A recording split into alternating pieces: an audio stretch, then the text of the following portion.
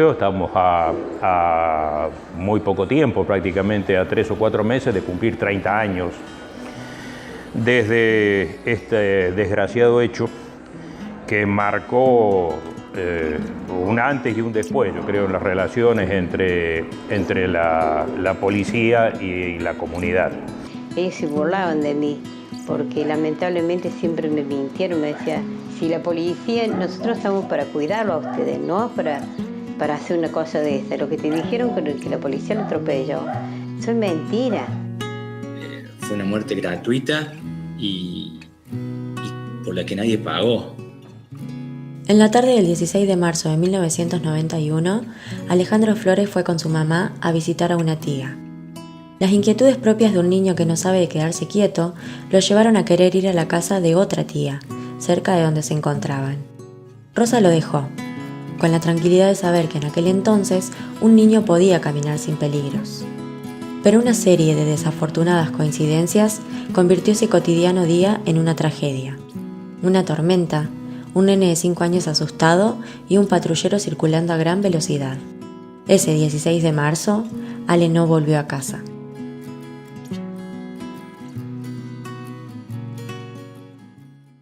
Un funcionario público hoy en día tiene la carta libre de matar. Ellos están preparados para saber dónde y cómo actuar. No es necesario gatillar como hicieron en San Miguel del Monte hoy, masacrando a estas criaturas. Otro caso de gatillo fácil. Esta es la víctima, le volaron la cabeza. Esos balazos de goma se transformaron en tiros directamente de plomo, con balas de plomo. Uno de esos balazos pegó directamente en la nuca de Facundo, que iba en la parte de atrás de la moto, que murió prácticamente en el acto. Él iba en su auto junto a 2 amigos, lo para un retén policial, él no para en ese momento, sigue por causas que aún se están investigando. La cuestión es que la policía le dispara y lo termina matando. Uno tiene el recuerdo de un día lluvioso, de Ale jugando en la calle con un amiguito y que lo atropellen y que no se sepa más nada de él. Cuando yo voy a buscarlo, me dijeron que no había llegado. Entonces lo empecé a buscar por todos lados.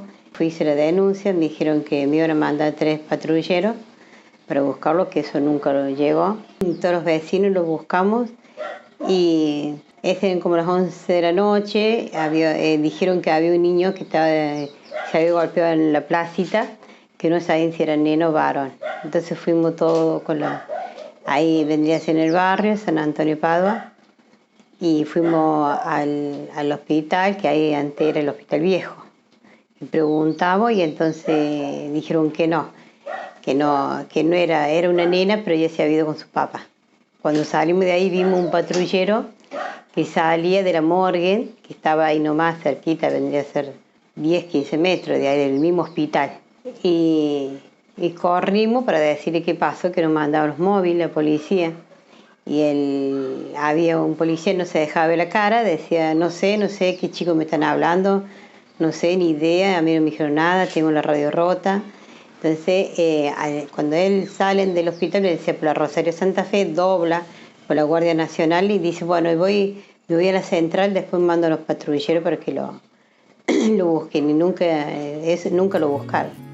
Al no obtener respuesta ni reacción por parte de la policía, 60 vecinos se movilizaron y empezaron la búsqueda por cuenta propia, en el barrio, el hospital, el río, con baterías de camión y reflectores envueltos en nylon cuando cayó la noche. Pero no había ni una mínima señal de ese niño morocho y de ojos soñadores. Y así pasaron los días, meses y años en los que una mamá desesperada luchó incansablemente por conocer la verdad. Desde el primer día, Rosa sorteó un interminable número de obstáculos, como abandono y desinterés por parte de la justicia, pistas falsas que la llevaron a Chile y malos tratos hacia ella o sus allegados por parte de la policía. Pero nada logró que abandonara su lucha. Al otro día llegó como las 11:30, 12 del mediodía, llegó un policía de juvenil y bueno, me llevaron y me empezaron a interrogar, me dijeron, ¿dónde está tu hijo? ¿Dónde lo mataste? Decime dónde está, lo vamos a buscar. ¿Por qué llorás? Y yo le decía, ¿cómo no voy a llorar? Está mi hijo desaparecido desde ayer. Le digo que no lo veo, no sé qué pasó, que para colmo ha llovido mucho, a lo mejor está asustado, está por ahí. Dice, no, dice, vos decime, dice, ¿dónde lo mataste? Vos lo mataste, decime, ¿sos vos lo que lo mataste, tu propio hijo? No, le digo, ¿cómo lo voy a matar? En 1994 apareció la primer pista clave del caso.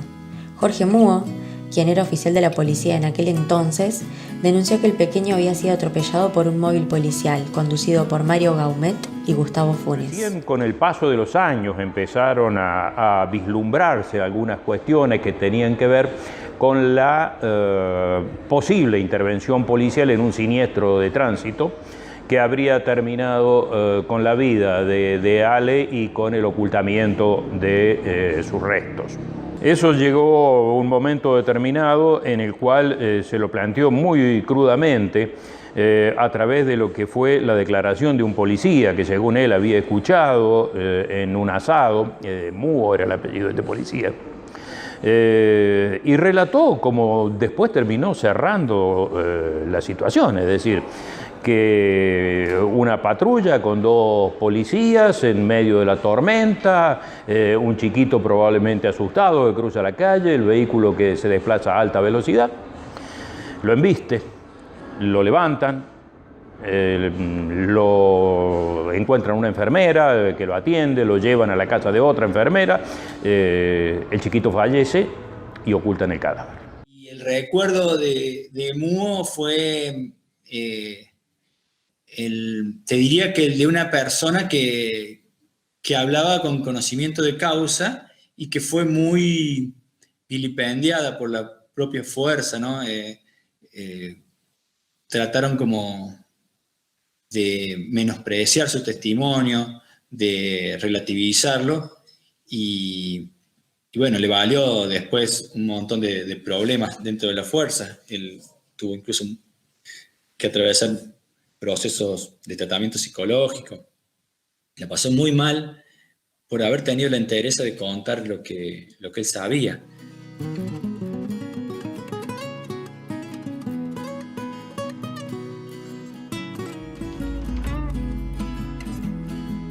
El 2 de julio de 2008, un hombre encontró lo que parecían ser los huesos de un niño. Los restos estaban en una alcantarilla, en el barrio donde Alejandro fue visto por última vez e incluso cerca de donde ya se habían realizado excavaciones. Las pruebas de ADN confirmaron lo que Rosa temía. La búsqueda de su hijo había terminado. Al fin y al cabo sus testimonios dieron con la verdad, ¿no? Después de tanto tiempo. No, pero fíjate vos que yo cuando hablé en un momento se decían que todo era mentira, que yo había hablado, o sea, que yo fabulaba, Sí, que fabulaba, que decía todas esas cosas. Bueno, y ahora después de 17 años viene a salir esto, o sea... La realidad le da la razón. Esperemos que sí, o sea, yo no soy ni para juzgar a nadie, pero... Bueno, la justicia se tiene que encargar de ver lo que ha pasado, ¿no es cierto? O sea, de sacar las consecuencias. Empezamos a hacer excavación y después la última vez hicimos una excavación, dijeron algo anónimo, mandaron a decir que el nene estaba en la calle de Río Negro, en 1200, 1300. Yo estaba, ese día iba a ir a trabajar y dije, no sé qué me pasó, pues dije, no voy nada a trabajar, no tengo ganas de ir. Y bueno, dice mi marido, no vayan. Entonces le llamo a mi patrón y digo, no voy a ir a trabajar hoy. Cuando corto con mi patrón, me llama mi abogado diciendo que había algo allá que habían encontrado. Cuando apareció el cuerpito, bueno, fue el mazazo final, ¿cierto? Para esa mamá tan sufrida. Pero también de alguna manera es un bálsamo, si se quiere, o la posibilidad de decir, bueno, acá llega mi incertidumbre, ya tengo un lugar donde llevarle una flor, donde poder llorarlo.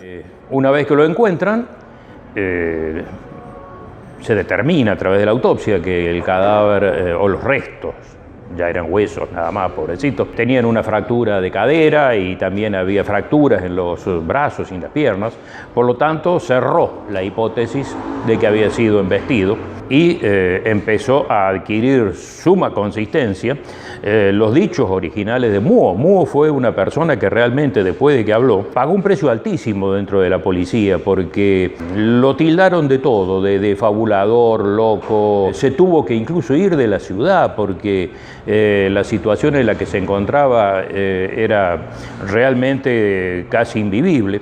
¿Cómo puede ser que en la cabeza de alguna persona alguien pueda elucubrar, ocultar el cuerpo de un niño para salvarse de pagar en la justicia, ¿no? Eso,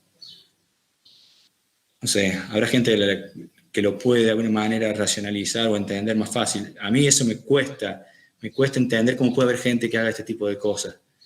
Fíjense todo el daño que provocó tras salvarse de alguna condena que a lo mejor ni hubiera sido efectiva, porque si esto fue un accidente, fue un homicidio culposo, como se dice desde lo legal, tal vez hasta hubieran zafado de la cárcel y nos hubiesen ahorrado tantos años de sufrimiento a toda una ciudad. Después lo único que conseguimos que nosotros, yo como mamá de Ale Flores, quería saber qué pasó con mi hijo, que la policía cómo fue, que lo atropelló, quería hablar con él, que era un juicio que, digamos, quería saber yo cómo fue, porque el juez determina diciendo muerte culposa y abandono de persona. Pero ¿cómo fue? Nadie te lo dice. Y ninguno te pide perdón. Lo que a mí me hace muchísimo ruido es que todo eso se hubiese podido decidir, insisto en esto, con 2 policías de bajo rango que se movilizaban en un patrullero, sin consultar con nadie, sin conseguir el visto bueno de alguna autoridad, de algún jefe, de alguien que realmente estuviese mucho más arriba de ellos y que de alguna manera hubiese abierto la posibilidad o lisa y llanamente dado la orden de hacer desaparecer ese cuerpo para evitar otro conflicto político o social. Y estos 2 policías ni siquiera estuvieron ni 10 minutos, nunca estuvieron presos, siempre fueron protegidos y eran asesinos de un niño de 5 años.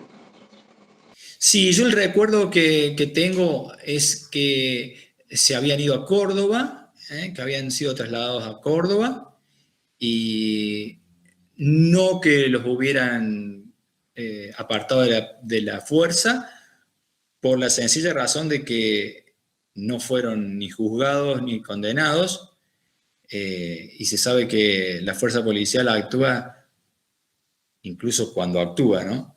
Cuando hay alguna condena. Hay ocasiones en que miembros de la fuerza son condenados y aún así continúan dentro de la fuerza. Eso ha sucedido. En este caso en particular, nunca ninguna de las 2 personas tuvieron la sanción que debieron haber tenido. Al menos acá se sabe qué es lo que pasó. Se tiene el cuerpo. La sociedad ha podido sacar sus propias conclusiones, ha sabido o ha podido, el que quiere lo puede entender y puede empezar a definir algunas cuestiones que tienen que ver con la policía que tenemos, con la policía que nos gustaría tener y el porqué de estas cuestiones de connivencia en las cuales, con toda seguridad, la policía no se corta sola, sino que también tiene el aval de determinados sectores del poder político para actuar como actúa. Impotencia, dolor, falta de confianza en la justicia del sistema y en las fuerzas de seguridad. Todos estos sentimientos y más son los que generan el por fin descubrir la verdad y saber que los culpables caminan por la ciudad impunemente. Alejandro se volvió parte de la memoria colectiva y es uno de los tantos casos que deja en evidencia que la policía tiene que cambiar. Y yo creo que el hecho de que hayan sido parte de la fuerza policial, de alguna manera, tuvo mucho que ver para que esto no se resolviera. Sí, es una sensación que me parece que es compartida por muchos. Yo creo que como sociedad nos merecemos una policía que tiene bastante poco que ver con la policía que tenemos.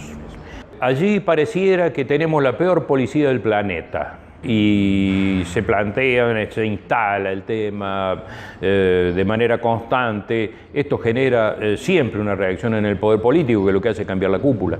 Y después tomar algunas medidas de maquillaje, como para serenar un poco los ánimos y tranquilizar las cosas, hasta que ocurre el próximo hecho. O sea, se lucha, se pelea, se reclama en contra de la violencia policial, del abuso policial, a pesar de que hoy no existe el Código de Faltas y existe el Código de Convivencia Ciudadana.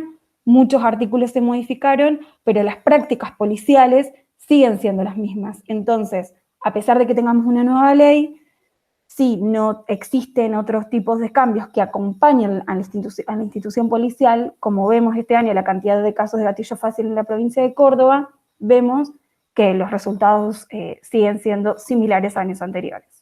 Me da la impresión de que si hay que esperar que un policía cometa un delito para poder ralearlo de la fuerza, las cosas no están funcionando como deben. Y permanentemente se ven estas cosas. Tampoco soy de generalizar, no me gusta decir esto, todos los policías, la policía, pero es un ámbito donde, bueno, suelen suceder estas cuestiones. Por eso es saludable que desde la propia fuerza se actúe, ¿no?, ante estos casos y no se cubran unos con otros, ¿no? Me parece que eso, sin ir más lejos, tenés el caso del tráfico de drogas a gran escala en Río Cuarto, donde tenés que uno de los partícipes era el jefe de investigaciones hasta hacía pocos días antes de que saltara la causa. Entonces, ahí ves cómo se permean estas cuestiones, ¿no? Y cómo la línea es tan delgada, ¿no? Bueno, esto es algo que se suele dar, no solamente en el caso de Ale Flores, también ocurrió con el chico Savena, donde la policía montaba operativos, pero digamos con anterioridad daba aviso a las personas involucradas, plantaba pruebas que, bueno, aparte de que se contaminan, no son reales. Contaminar la escena del crimen mismo ya hace que sea más dificultoso poder investigar, ¿no? Y la realidad es que tampoco tenemos órganos tan adiestrados como para realizar esa investigación. Porque es policía común normalmente, ¿no? Entonces tiene que haber un órgano separado que pueda investigar por fuera de lo que son los órganos de la policía. Y esto, bueno, pasa en todos los casos, es muy terrible. Y es terrible que hasta el día de hoy tampoco esté claro qué es lo que ocurrió con los hechos. Desde que hemos vuelto a la democracia, y ya son varias décadas, si hay una institución que nunca terminó de romper los vasos comunicantes con la estructura de la época represiva, es la policía. Por eso siempre digo yo, no tenemos justicia, solamente está la justicia divina, que esa justicia nadie se salva.